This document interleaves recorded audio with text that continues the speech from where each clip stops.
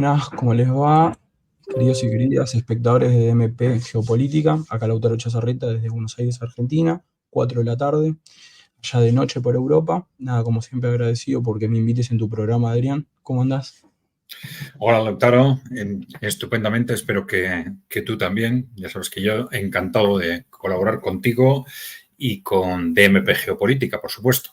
Ya sabéis que estoy con vosotros los jueves por la tarde o por la noche, según el país, a las 9 de la noche, hora Madrid. Como siempre os decimos, bueno, en principio, si queréis ayudarnos, ya sabéis que la forma más directa en este momento es que os suscribáis al canal. Si alguno quiere también hacerse miembro, estupendo. La información que os guste, pues por favor, difundirla, proponer a otros que se suscriban, etcétera. Y bueno, bueno, por supuesto, sí que nos dejéis en el propio canal, pues comentarios, preguntas, sugerencias, ideas, y las vamos a ir respondiendo, las estamos respondiendo a través de vídeos de preguntas y respuestas que no dejamos en este canal, sino en el canal de YouTube de ECAI Center, que buscando como ECAI Center, ECAI con K, Center con C, lo localizáis, perdón, enseguida. Bien, pues sin más, Lautaro, empezamos cuando quieras. Bien, el título del vídeo de hoy es ¿Hacia dónde va Venezuela? ¿No? Entonces, vamos a hablar de lo que todo el mundo está hablando durante estos días, pero vamos a hablar de otra forma y vamos a hablar de otros temas, aunque evidentemente están muy relacionados con todo esto, ¿no? Vamos a intentar darle una perspectiva un poco distinta de la que probablemente darán otros analistas y de la que habitualmente hablan los medios de comunicación. Vamos a darle esa perspectiva intentando interpretar incluso lo que está sucediendo ahora mismo desde esta perspectiva, de la perspectiva de hacia dónde va Venezuela, porque esto es seguramente en buena parte lo que nos puede explicar tanto lo que ahora mismo está sucediendo, por qué está sucediendo, cómo está sucediendo y hacia dónde puede evolucionar, ¿no? Bien, vamos allá.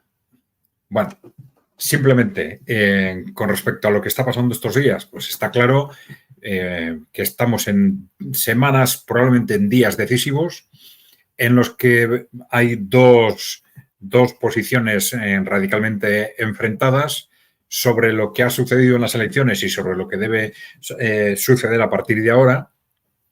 Y bueno, no vamos a entrar en este vídeo, ya de esto hablamos en otros canales, en otros programas. No vamos a entrar en este vídeo en ese debate sobre lo que realmente ha sucedido en las elecciones y cómo se va a desenvolver todo esto en los próximos días, pero sí creo que es importante, para situarlo, hacer una referencia a que, en definitiva, lo que se está haciendo está respondiendo a la legislación venezolana, una legislación que es la Ley Orgánica de Procesos Electorales y en base a la cual, en principio, se está actuando.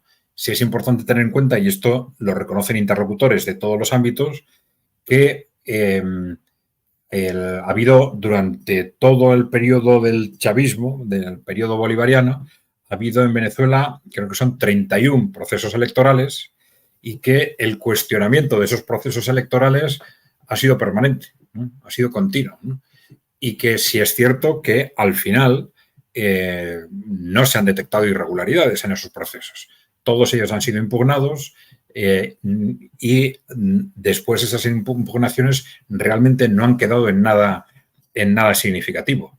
También se dice, y esto es también reconocido en general, que los procesos electorales en Venezuela son de los más garantistas del mundo. Y esto puede sorprender, en principio, ¿no? a muchos oyentes, ¿no? Pero, claro, ¿esto qué quiere decir? Que este sistema de doble o de triple conteo de los votos en los lugares de votación y luego hay un sistema de garantía de la transmisión de esos votos a los organismos centrales, que además se gestiona a través de una autoridad electoral que es, en principio, independiente del Ejecutivo. Todo eso es un sistema, digamos, tan garantista que lleva a todo el mundo en confiar en que la verificación de las actas, es decir, la aplicación del propio sistema previsto en la ley, al final, por sí mismo, va a dejar perfectamente claro qué es lo que ha pasado, quién ha ganado y quién no ha ganado y con qué votos, ¿no? Bueno, entonces, aparentemente lo que procede es esperar. Sí es cierto que es posible que, como he dicho, en los 30 procesos anteriores no se verificasen las denuncias de fraude que se habían producido y que en este caso se haya producido, ¿no? En teoría es posible, ¿no? Pero lo sucedido en los procesos anteriores sí nos debería llevar a ser por lo menos prudentes al respecto, ¿no? Bien, en concreto, y yo creo que esto es importante tenerlo en cuenta, esta Ley Orgánica de Procesos Electorales prevé, y lo tenéis ahí en la parte inferior de la página, ¿no?, que los resultados, es decir, los resultados formales, una cosa es esa emisión de los datos, como hacen todos los gobiernos, ¿no? Pues en el mismo día de las elecciones o al día siguiente, pues se haga una emisión de los datos según vamos a decir, la opinión del gobierno, y luego esto se verifica o se contrasta en procesos que en casi todos los países llevan o días o semanas. Esto es algo absolutamente lógico, ¿no? Y ya veis que según la legislación venezolana, esta legislación hace referencia a que la publicación de los resultados de los procesos electorales se realizará dentro de los 30 días siguientes a la proclamación. Vamos a ver.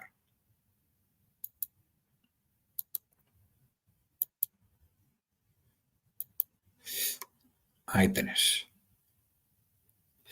La publicación de los resultados de los procesos electorales, según el artículo 125, dice: el Consejo Nacional Electoral ordenará la publicación de los resultados de los procesos electorales en la Gaceta Electoral de la República Bolivariana de Venezuela, dentro de los 30 días siguientes, ni siquiera las elecciones, 30 días siguientes a la proclamación de las o los candidatas y candidatos electas o electos. Bueno, esto quiere decir que es natural, es absolutamente natural, luego explicaremos por qué es especialmente natural en estas elecciones, pero es natural que todo el mundo esté nervioso, que todo el mundo quiera clarificar la situación de forma inmediata, pero que entra dentro de lo absolutamente normal y que es necesario respetar el que se trabaje dentro del plazo previsto en la ley. Entonces, mientras no se superen los plazos previstos en la ley, se está dentro de la normalidad a la hora de que esta autoridad electoral proclame los resultados del proceso electoral, ¿no?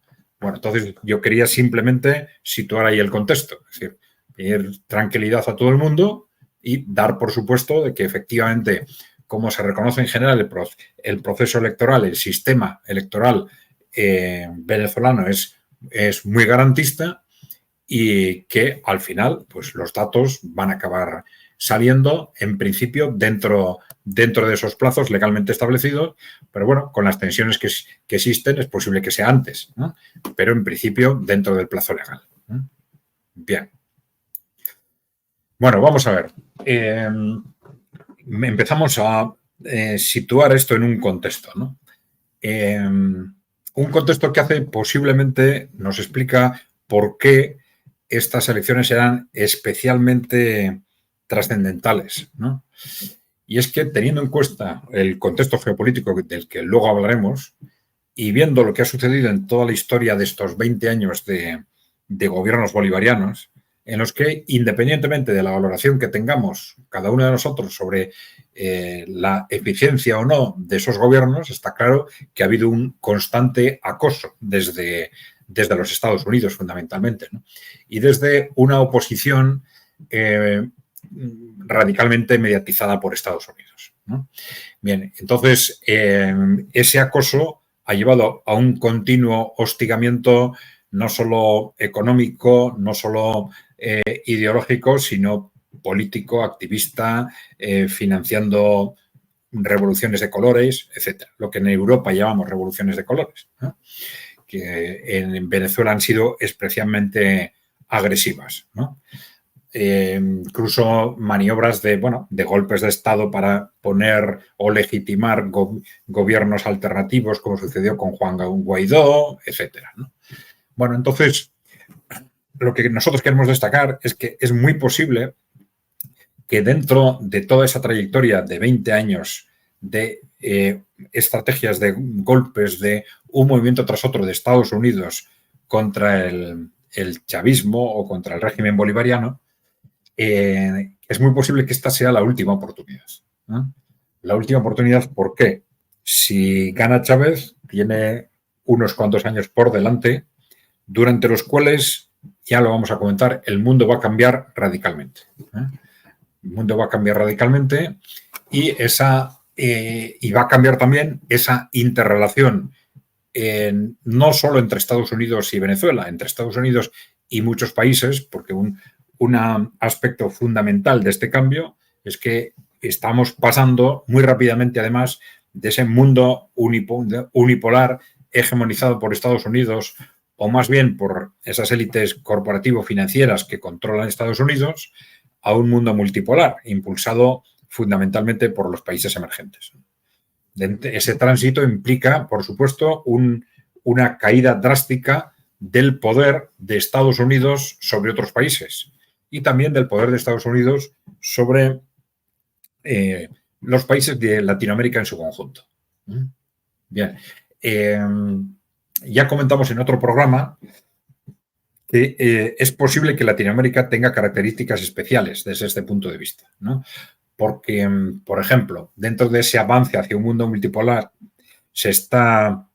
muchos sectores están contando con una división estructural existente en este momento en Estados Unidos, en función de la cual, mientras Wall Street sigue apostando por la hegemonía mundial y por mantener esa hegemonía mundial a toda costa, quizás el trumpismo estaría apostando por ese concepto de America First, primero América, y América tiene que ser, o Estados Unidos tiene que ser dejar de ser el policía del mundo para concentrar sus esfuerzos en reconstruirse, en reindustrializarse, etcétera, ¿no?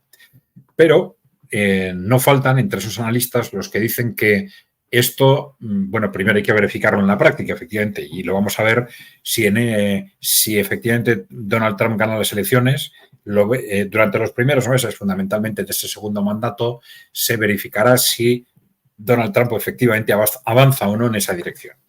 Pero hay muchos analistas que están advirtiendo que esa renuncia del trumpismo a la hegemonía mundial de Estados Unidos tiene matices muy importantes sobre Latinoamérica.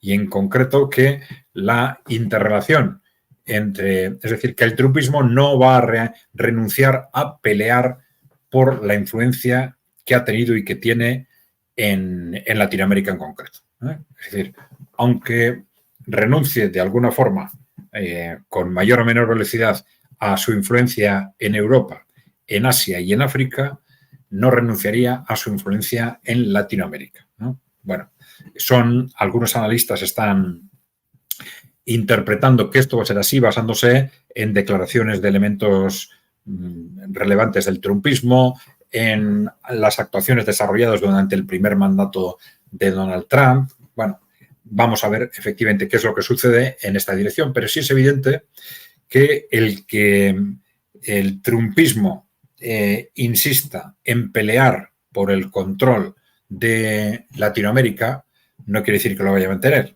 Es decir, yo lo voy a pelear, pero eso no quiere decir que sea un reparto de zonas en base al cual los países emergentes renuncien a influir en Latinoamérica a cambio de que Estados Unidos se vaya del resto del mundo, ¿no?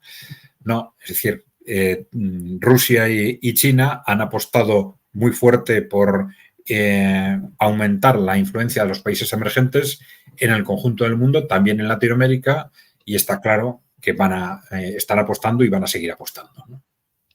Te quería preguntar respecto sobre eso. Esto Sí. lo habíamos visto en un directo tuyo anteriormente, de la influencia de China y Rusia, particularmente en Latinoamérica, y con un gran caballito de batalla, que es Brasil, miembro de los BRICS, y Venezuela podría ponerse en ese mismo parámetro, ¿no? Como otro reducto de resistencia ante un intento de seguir manteniendo la imposición de Estados Unidos en Sudamérica y Latinoamérica, más que nada.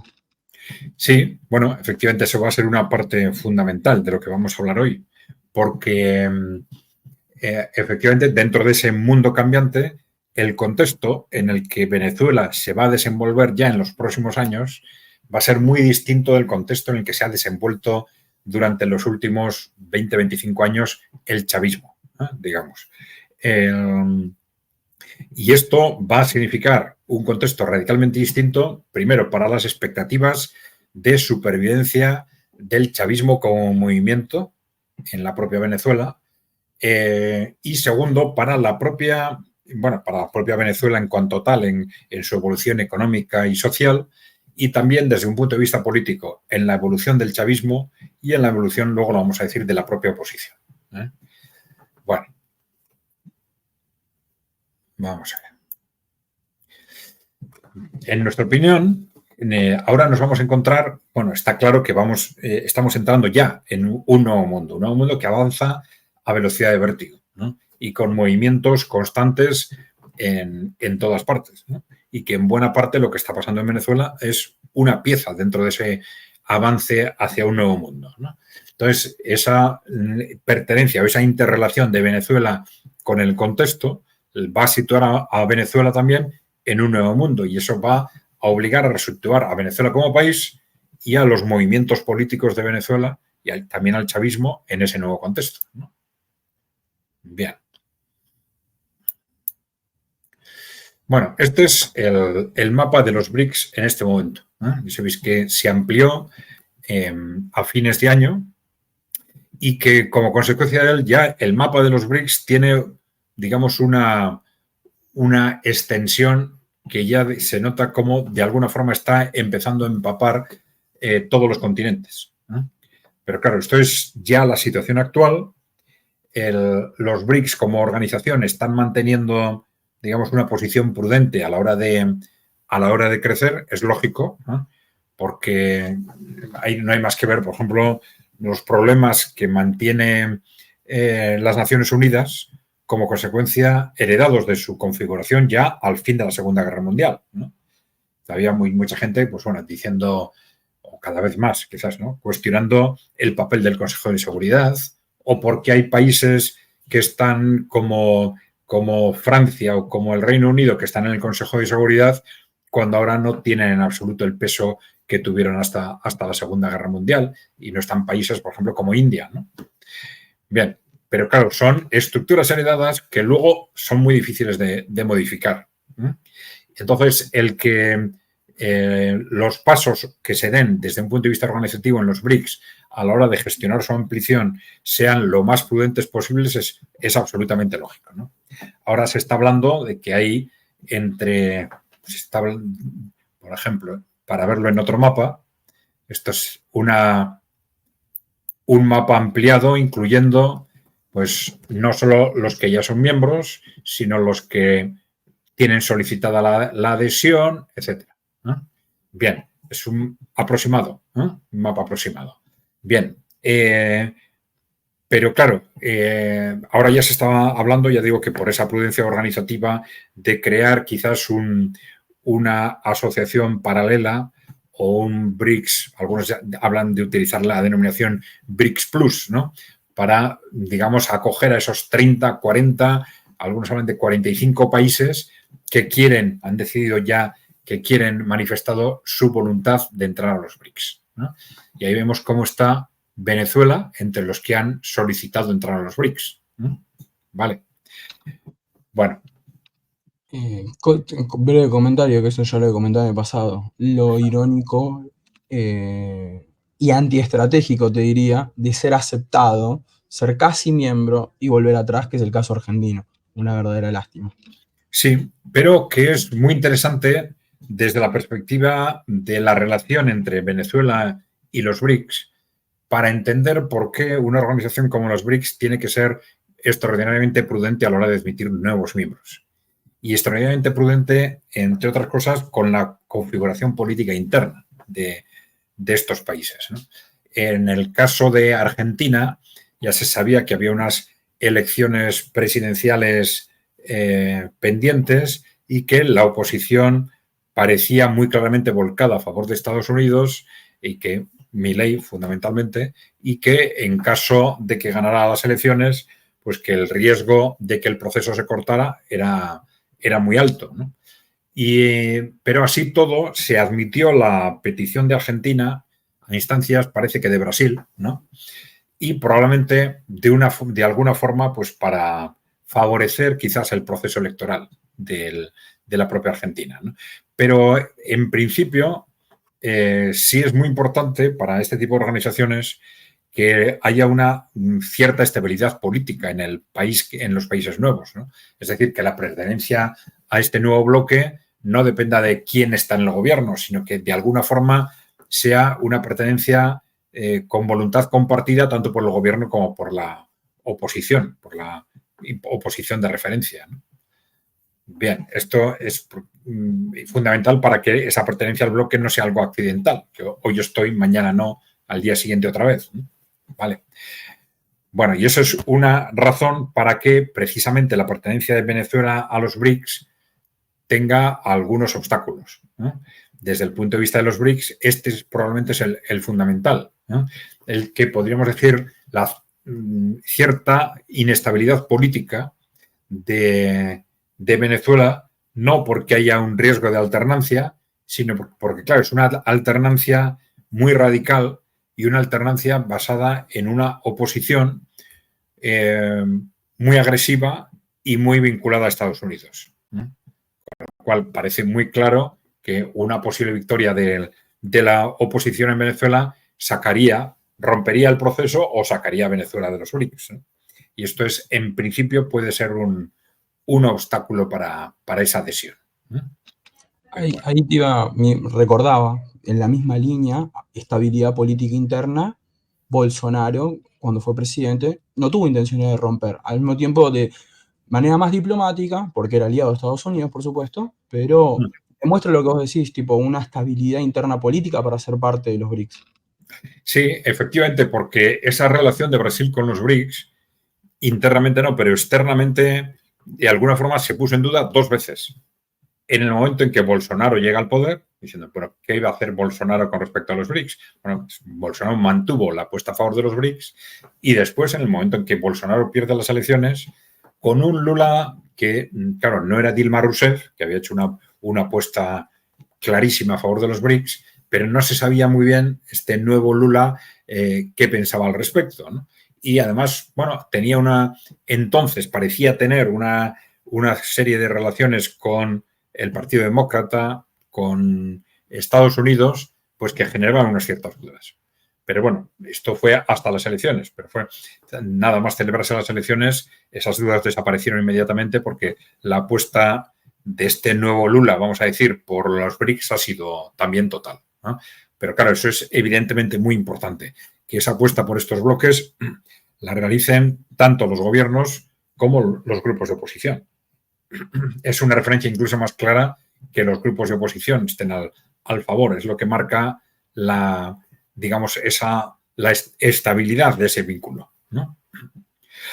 Bien, pero de cualquier forma este mapa ya nos está diciendo que esa expansión de los BRICS es un marco de referencia de una apuesta de conjunto de los países emergentes y de los países en desarrollo. Hay que tener en cuenta que la influencia de estos países va más allá de los que formalmente ya han solicitado la pertenencia a los BRICS, ¿no? Que la influencia económica, política, ideológica de estos países, en realidad, con excepciones, abarca a la casi totalidad, yo diría, de Asia y de África y a una parte sensible, vamos a decir, a la mitad de Latinoamérica, donde la influencia norteamericana se está defendiendo, como hemos dicho antes, con mucha más fuerza que en otros continentes.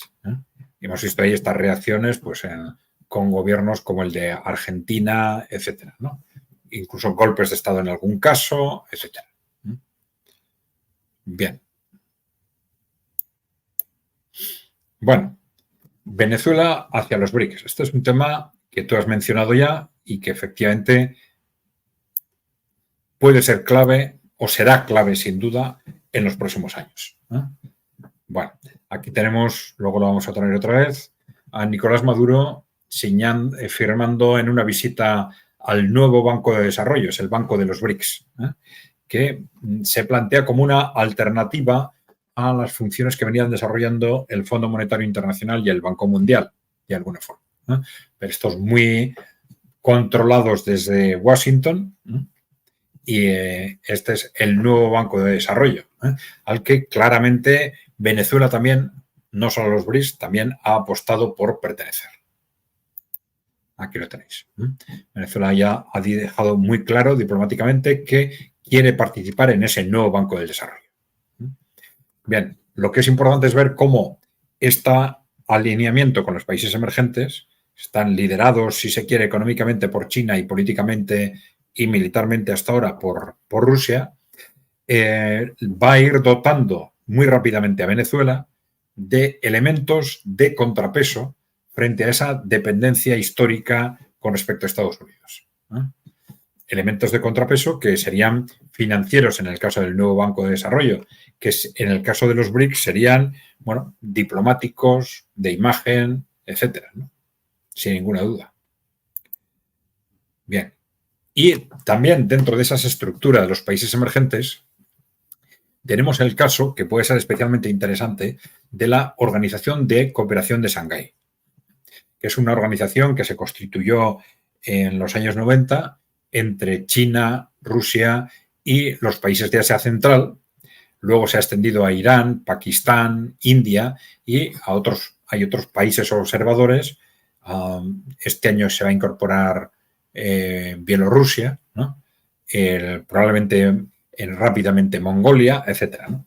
Pero vamos a ver, es importante entender, esto es una organización, a veces se ha comparado con la OTAN, pero es más que una organización defensiva o militar, es una organización de seguridad. Una organización de seguridad que puede tener un impacto muy importante en los países miembros a medio plazo, porque van a compartir elementos para hacer frente, entre otras cosas, a injerencias externas de tipo militar, de tipo revoluciones de colores, etcétera, ¿no? En ese aspecto puede ser un instrumento clave. No he visto que haya habido un posicionamiento claro de Venezuela en ese sentido todavía. Lo cierto es que la Organización de Cooperación de Shanghái no se ha extendido hasta América todavía. Está expandiéndose en base a continuidad geográfica, fundamentalmente, ¿no? Pero probablemente es un instrumento que a medio plazo, por eso he puesto a medio plazo, puede ser clave para todos estos países que están teniendo problemas de acoso externo, ¿no? De acoso militar, de acoso a través de interferencias financieras, a través de la financiación de oposiciones creadas artificialmente, a través de revoluciones de colores, etc. Una cuestión clave para Venezuela. No dejo de pensar de que hay como una cuestión parecida a la cortina de hierro y si tiene la fuerza militar para hacerle frente a la OTAN, pensar en el Pacto de Varsovia también. Sí, curiosamente, no sé si esto, algo así hablo más adelante, ¿no? A ver cómo andamos de tiempo. Media hora. Bueno, vamos a ver. Sí, efectivamente, esto lo querías poner aquí. Es decir, el mundo dividido en dos. Porque, luego lo comentamos, porque efectivamente lo que ha sucedido dentro de esa evolución aparente del mundo hacia la multipolaridad, lo que ha sucedido, y esto ha sido un tanto sorprendente, ¿no? En el año 2022 y 2023, ha sido que como consecuencia de este despliegue de sanciones contra Rusia, esto ha obligado a los países a posicionarse. ¿Quién se pliega a esas sanciones y quién no? Y es curioso porque esto ha llevado al mundo a dividirse en dos. No ya, independientemente de lo que pase a medio o largo plazo con esa multipolaridad, resulta que el mundo se ha dividido en dos. Es decir, Occidente y sus aliados por un lado y prácticamente la totalidad del mundo emergente y en desarrollo por el otro. Bueno, entiendo, al utilizar estos términos, estoy dando por supuesto que los que nos oyen saben a qué nos referimos, ¿no?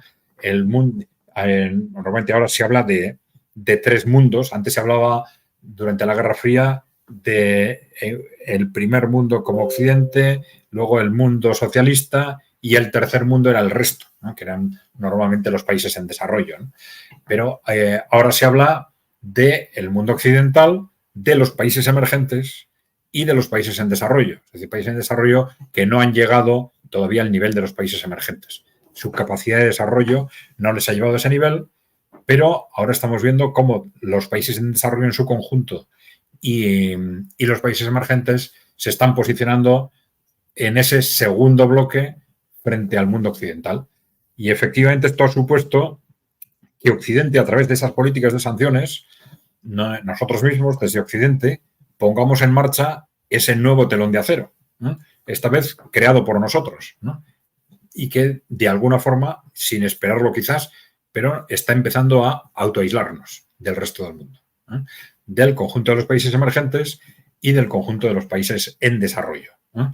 Bien, esto es interesante porque si lo analizamos desde un punto de vista económico, vemos con claridad cómo, a medida que esa frontera entre los dos mundos se vuelva efectivamente de hierro, se asiente, donde realmente hay un problema de viabilidad económica es en Occidente, porque el mundo emergente y el mundo en desarrollo tienen capacidad industrial y capacidad de consumo, pero ese Occidente actual es excesivamente industrial. Tiene una capacidad industrial excesiva y no van a tener a quién venderle sus productos, ¿no? Estados Unidos, Europa Occidental, Japón, Australia, ¿no? Son países que todos ellos muy industrializados y que de pronto, como consecuencia de ese corte con el resto del mundo, pueden quedarse sin tener a quién vender sus productos, ¿no? Esto es algo muy interesante. Algunos han relacionado esa situación con ese proceso ahora en marcha de desindustrialización de Europa, ¿no? Que algunos dicen que puede estar inducido desde Estados Unidos y quizás una de las razones puede ser esta, ¿no? Bueno, el previsible avance hacia un Occidente que no tiene viabilidad económica en sí mismo, ¿no? Bien, decíamos, esto puede suponer para Venezuela, que es el centro del debate de hoy, pues un avance rapidísimo de la dependencia con respecto a Estados Unidos a una interrelación con el resto del mundo. Es decir, no ya, ahora se está hablando mucho del apoyo que le han dado a Nicolás Maduro tras las elecciones Rusia y China, ¿no? Ese apoyo tan directo. Y esto es evidentemente muy relevante, ¿no? Pero claro, es que lo que estamos viendo es que detrás de Rusia y China, ese apoyo significa no solo los BRICS, significa una interrelación pues, económica, social, cada vez más política con el resto del mundo, ¿no? Frente a un Occidente que ha estado permanentemente atacando, sancionando, etcétera, a Venezuela, de pronto en los próximos años se le va a abrir un horizonte totalmente nuevo de interrelación con el resto del mundo. Bueno, esto es lo que comentábamos, ¿no? Porque nos encontramos con una tendencia muy rápida, pero que se va a decantar a medio plazo de esa confluencia del mundo emergente y en desarrollo, ¿eh? Y muy clara, por supuesto, en el conjunto de Asia y en el conjunto de África, siempre con excepciones, ¿no? Pues en África, pues no sé, hay países como Marruecos, por ejemplo, o en Asia, pues no sé, Japón, por supuesto, Israel, Corea del Sur, tal, pero muy clara en Asia y en África y con excepciones especialmente en Latinoamérica. Vale. Bueno, entonces es muy interesante que esta interrelación no es casual, porque, claro, el mundo emergente parte de posicionamientos estratégicos de países como Rusia, a partir de lo que se llamó la Revolución Putin, ¿eh? En el año 2000 se ponen en marcha estrategias anticorporativas que se basan en quitar del poder político a las grandes corporaciones, ya digo, de la Rusia de Putin en el año 2000, la China de Xi Jinping fundamentalmente a partir del año 2012, y a partir de ahí se produce ya una confluencia estratégica clarísima de Rusia y de China, tanto internamente como externamente. Esto es una estrategia que se va extendiendo progresivamente al conjunto de los BRICS y al final, a partir del año 2022, esto nos llega, como hemos dicho antes, al conjunto de los países emergentes y en desarrollo, ¿no? Con independencia de que, ahí hablamos de los BRICS Plus, que se va, los BRICS que eran 5 miembros ahora son 10 y se va a extender previsiblemente con una u otra configuración organizativa a 30 o 40 miembros a fines de este año o en el año próximo, ¿no? Pero el concepto fundamental yo creo que es el otro, que la generalidad de los países emergentes y en desarrollo pues se están identificando con ese bloque que se está enfrentando radicalmente a Wall Street y a favor de ese mundo multipolar.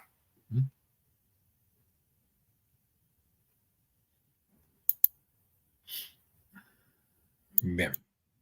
Lo digo porque ese posicionamiento político pues suena, digamos, muy, muy bien o de forma muy paralela a muchas de las cosas que ha venido diciendo el chavismo en cuanto a su enfrentamiento a Estados Unidos, su enfrentamiento a la oligarquía, etc.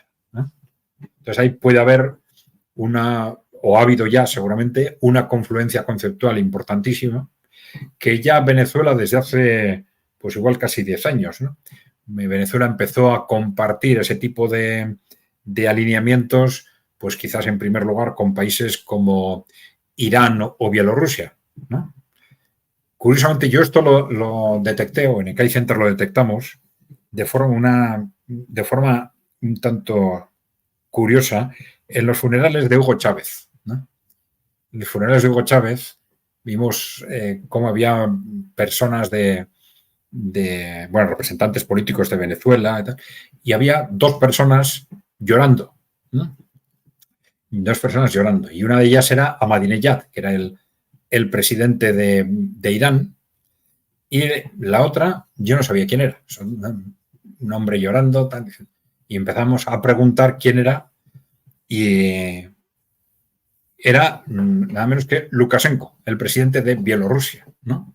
Y dijimos, curioso, y es curioso porque entonces empezamos a profundizar en quién era realmente Lukashenko y qué era lo que estaba pasando en Bielorrusia, ¿no?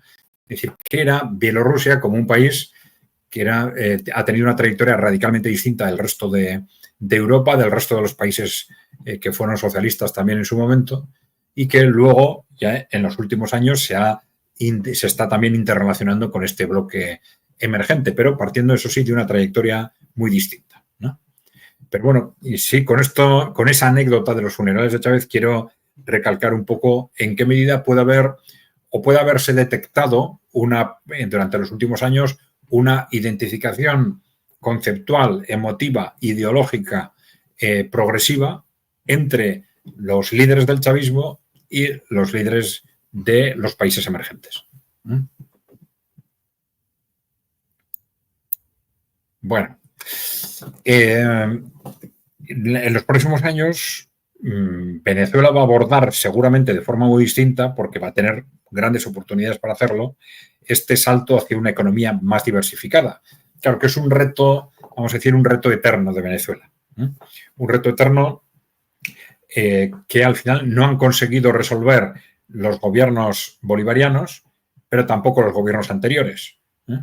Claro, se ha dicho con frecuencia que en realidad no ha habido una buena gestión económica en ninguno de estos gobiernos, pero bueno, sí ha habido una diferencia importante, que ha habido en los primeros gobiernos, los gobiernos anteriores había políticas oligárquicas, es decir, los inmensos ingresos del petróleo se desperdiciaban en manos de la oligarquía y de agentes extranjeros, ¿no?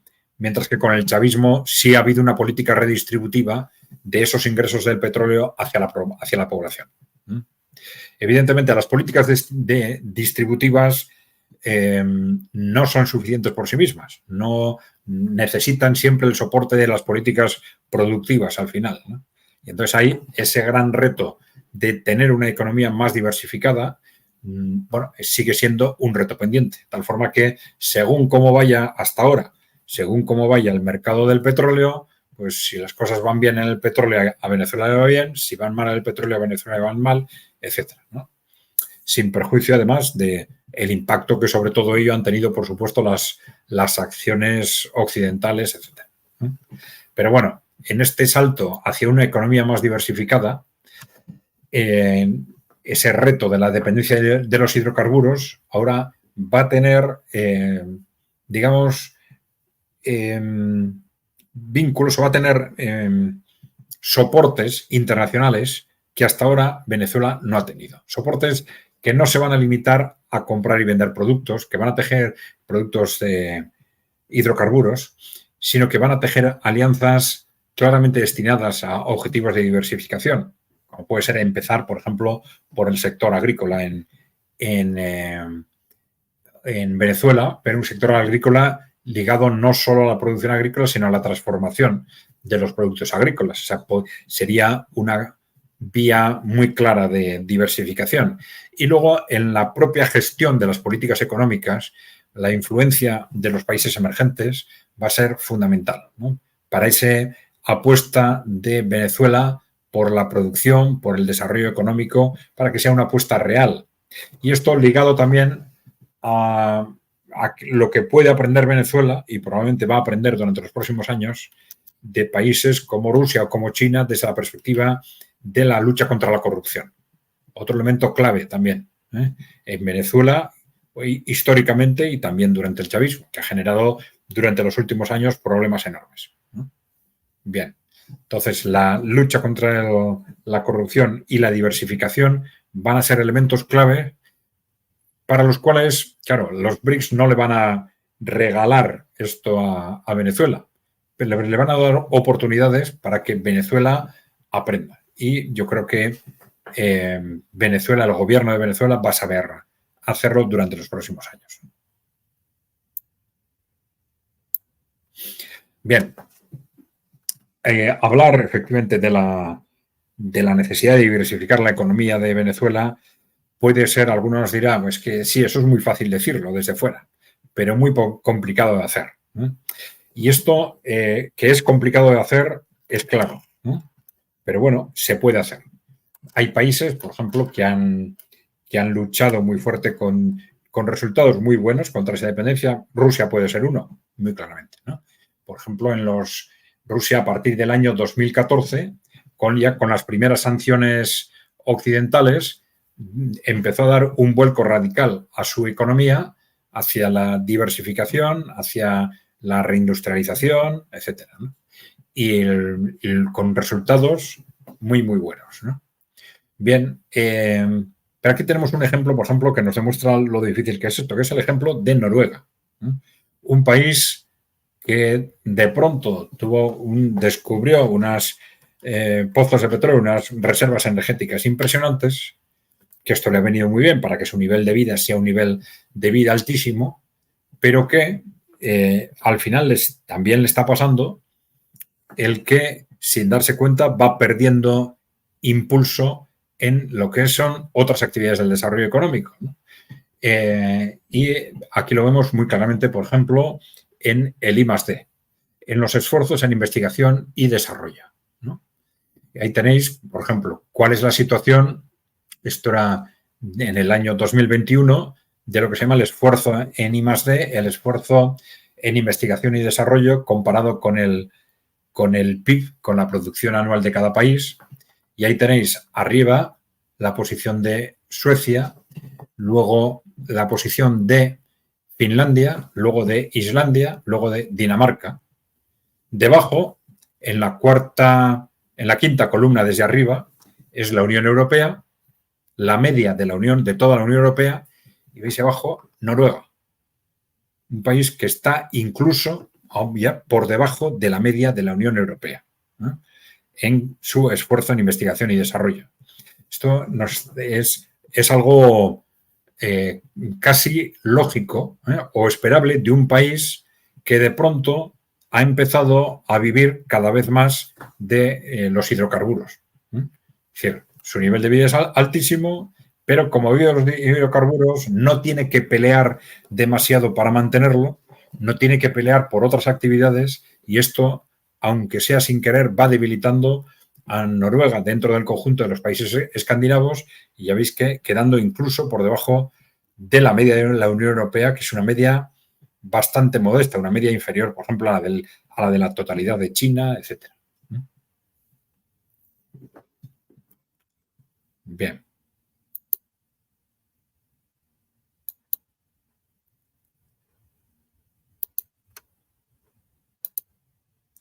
Bueno,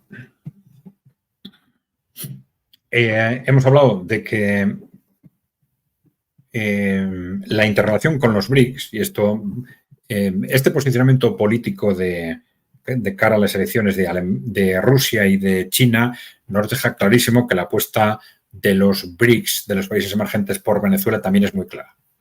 Otra cosa es que se formalice de forma más o menos inmediata su adhesión, que existan esas reticencias con respecto a la oposición política, etcétera, pero esa apuesta estructuralmente es muy clara.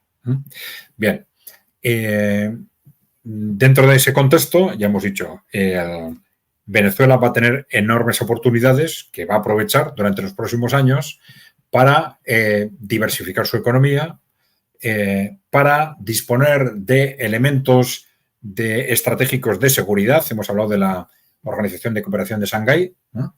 Que todo esto le va a crear un marco externo de relación con el exterior radicalmente distinto.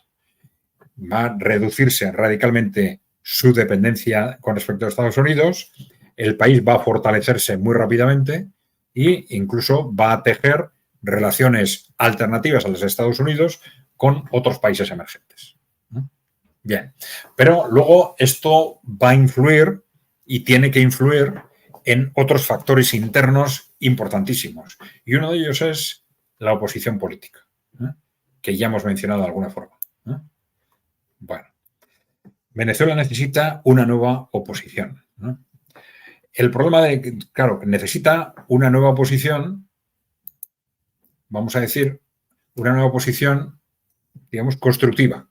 Una nueva oposición que apueste por el país, ¿no? Que, digamos, tenga unas referencias ideológicas u otras, pero que no sea una oposición que esté pensando en llegar a toda costa al poder para echarlo todo abajo y poner el país al servicio de una potencia extranjera como Estados Unidos.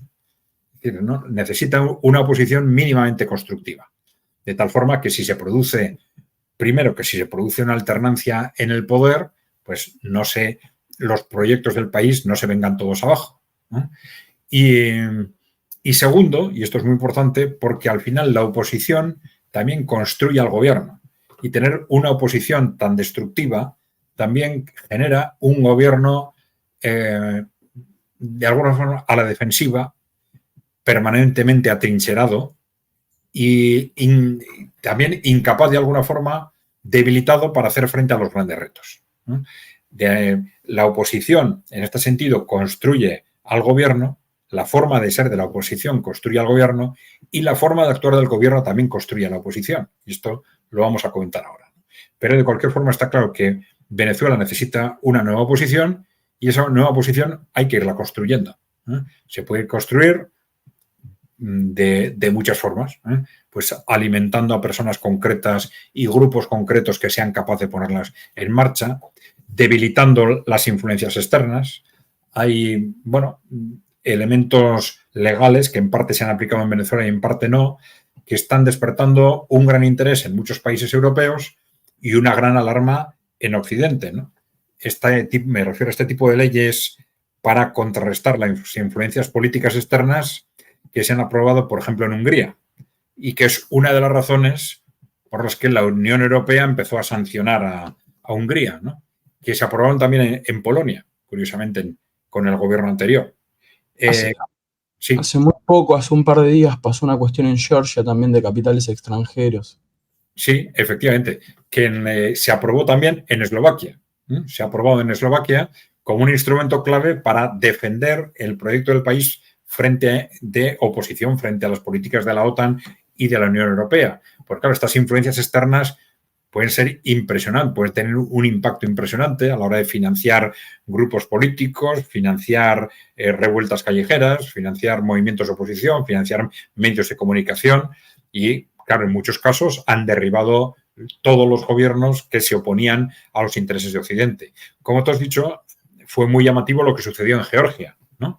Donde simplemente, bueno, había una propuesta de ley en esta dirección y un representante de la Unión Europea se atrevió a reunirse con el primer ministro de Georgia y amenazarle de muerte. Pues, amenazarlo de muerte si esa ley salía adelante, ¿no? Se le puso como referencia el atentado contra Fico, ¿no?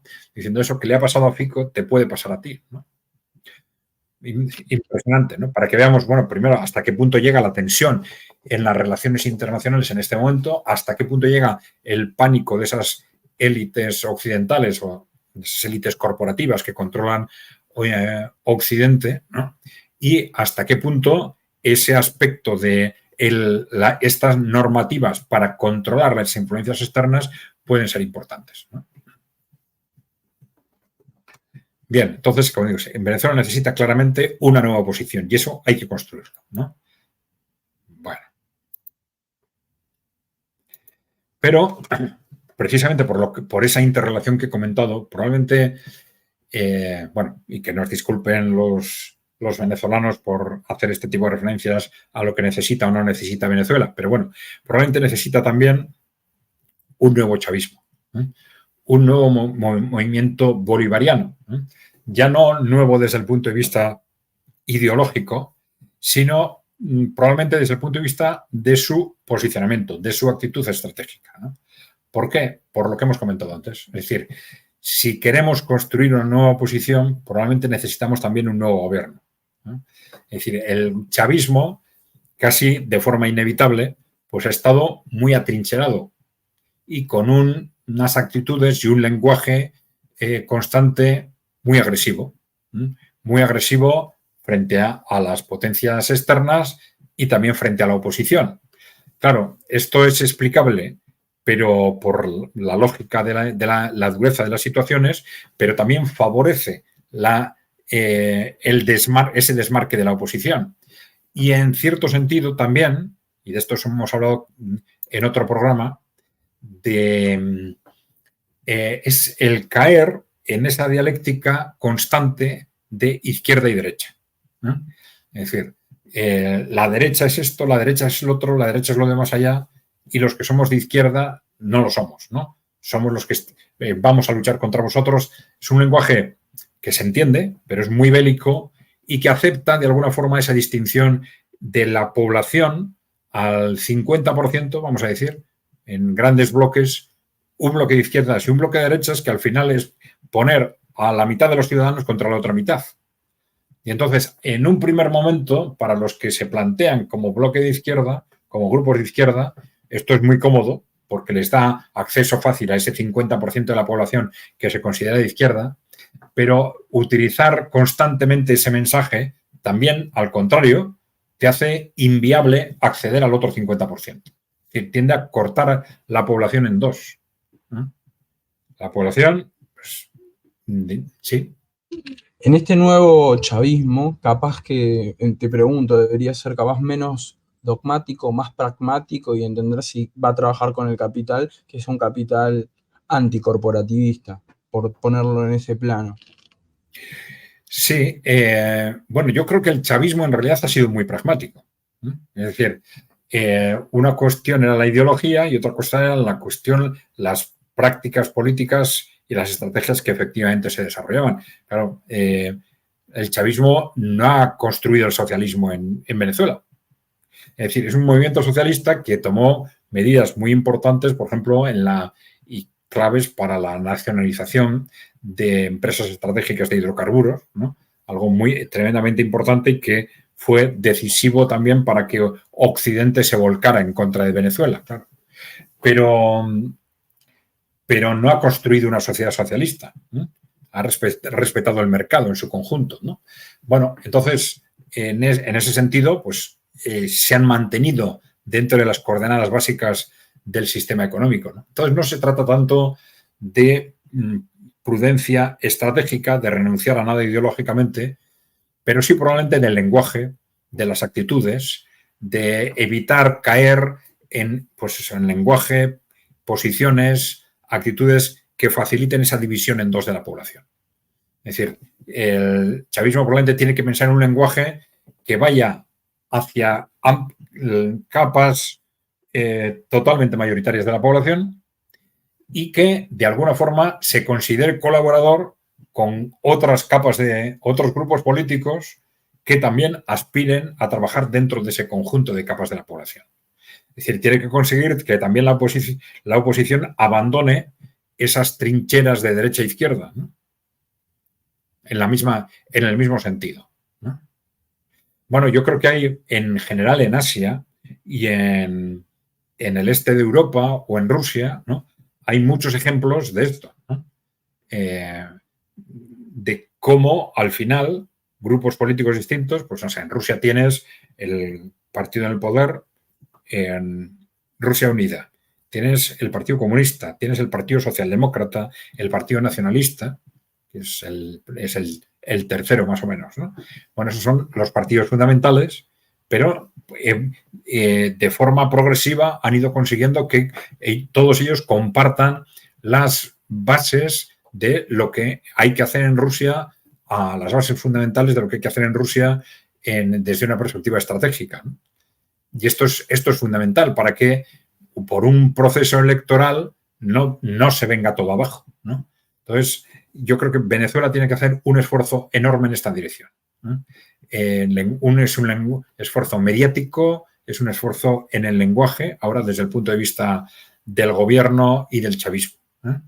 Digo, sin renunciar a nada desde un punto de vista ideológico, o al contrario, porque en esa interrelación con los países emergentes puede verse más fuerte, puede ver reforzados sus posicionamientos y puede permitirles visualizar, digamos, más posibilidades de hacer efectivos sus objetivos ideológicos dentro del país. Pero intentando siempre no utilizar a corto plazo medios que fracturen a la sociedad, ¿no? Entonces, es fundamentalmente evitar caer en lo que puede ser esa trampa del atrincheramiento, ¿no? Que se entiende también en ese contexto, es decir, un movimiento que desde el momento en que llega al poder empieza a ser atacado a través de golpes de Estado, pues es comprensible que se sitúe en ese contexto de atrincheramiento, que utilice ese lenguaje tan emotivo, tan agresivo, que intente también, al contrario, demonizar a la derecha, etcétera, ¿no?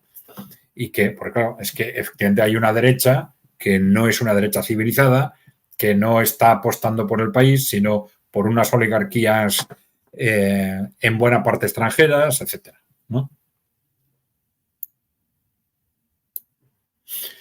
Bien, esto era lo que quería decir. En realidad, el chavismo lo que necesita fundamentalmente es un nuevo discurso, ¿no?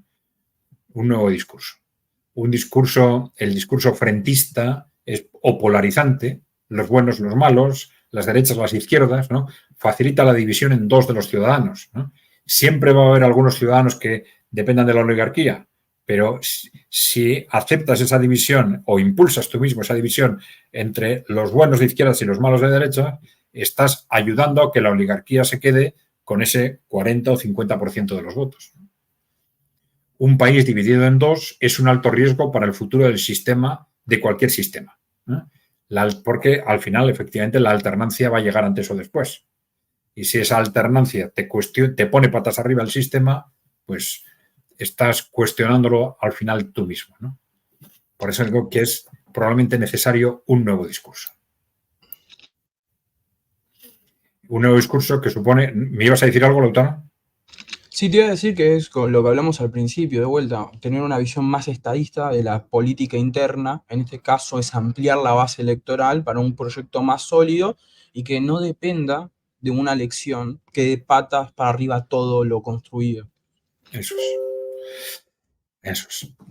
Bueno, hacer un nuevo discurso, en parte superar ese atrincheramiento, pasar de ese discurso polarizante a un discurso que puede ser radical, pero abierto al conjunto de los ciudadanos. Es decir, esto es muy radical, pero es para todos. No es para los de izquierda y los de derecha sois un demonios que estáis en contra nuestra, ¿no? ¿Me explico? Caricaturizando un poco el tema, ¿no? Superar esa división entre izquierda y derecha y facilitar así el surgimiento de una oposición constructiva, ¿eh? Con la que se compartan grandes bases estratégicas del país, aunque utilicen otros símbolos, otra denominación, etcétera. Bueno, y con esto simplemente llevamos una hora, pero bueno, quería terminar recordando lo que he dicho al principio, ¿no? Claro, por todo esto, por este contexto, por esta apuesta de que no es solo de Venezuela, por este nuevo contexto, sino que es de este nuevo contexto de los países emergentes por el futuro de Venezuela, que se ha plasmado muy claramente en esa apuesta de Rusia y de China por el gobierno de Maduro, ¿no? De Nicolás Maduro. Bueno, probablemente estamos ante la última oportunidad de Estados Unidos de deshacer, para recuperar el control, ese control neocolonial, si se quiere, de Venezuela, y para deshacer las expectativas de Venezuela de gestionarse como un país autónomo y que disponga de gobiernos que defiendan a sus propios ciudadanos. Bien, pues esto era lo que queríamos exponer en esta hora. Ya veis que, bueno, hemos hablado del tema del que se está hablando estos días, pero como os decía al principio, dándole una perspectiva específica, ¿no? Que creo que es complementariamente interesante para todo lo que se está debatiendo estos días en los medios de comunicación, ¿no? Bien, pues ya sabéis, dejarnos comentarios, sugerencias, propuestas, ideas en los comentarios del canal. Los iremos respondiendo en los vídeos de preguntas y respuestas que estamos elaborando, no en este canal, sino en el de KI Center. Si queréis ayudarnos, pues ya sabéis que en este momento lo mejor es que os suscribáis al canal. También podéis haceros miembros si queréis, o proponer darle al like también, efectivamente. Podéis, si esta información u otra información os gusta, por favor, difundirla, proponer a otros que se suscriban, etcétera. Y bueno, por mi parte, sin más, gracias, Lautaro, por tu colaboración, y por mi parte lo dejamos así, si te parece. Perfecto. Como siempre, muy bien, Adrián. Nos vemos. Saludos a todos. Muy bien. Vale. Saludos.